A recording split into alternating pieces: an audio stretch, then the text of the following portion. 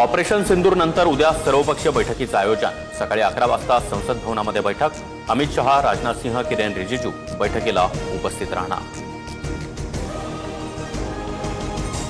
मोठ्या कारवाईनंतरही पाकिस्तानकडून कुरापती सुरूच। एलओसीवर पाकिस्तान सैन्याने केलेल्या गोळीबारात जम्मू काश्मीरमधील 7 भारतीयांचा मृत्यू।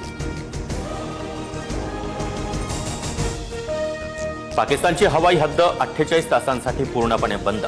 इस्लामाबाद, लाहोर, पेशावर, कराचीमध्ये परदेशी विमानसेवा थांबवली। पेशावर विमानतळावर पाकिस्तानी नागरिकांची पराभळ, तर पाकिस्तान पुन्हा एअर स्ट्राईकच्या भीतीमध्ये। जम्मू, अमृतसरसह देशातील 9 विमानतळ 10 मे पर्यंत बंद। ऑपरेशन सिंदूर नंतर सरकारचा मोठा निर्णय।